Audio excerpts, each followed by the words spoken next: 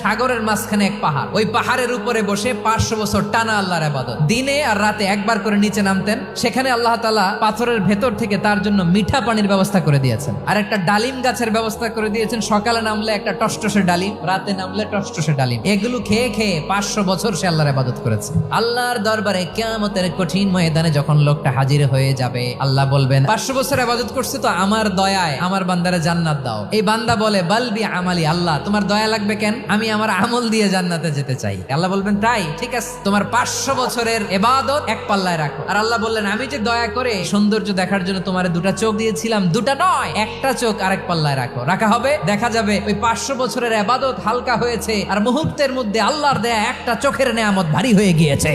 ফলাফল দেখো, হিসাব বলে তুমি এখন জাহান্নামে যাবা, যাও এবার জাহান্নামে যাও। এবার লোকটা কাচুমাচু করে বলে আল্লাহ এবার আমি বুঝতে পেরেছি তোমার দয়া ছাড়া দুনিয়ায় কেউ জান্নাতে যেতে পারবে না।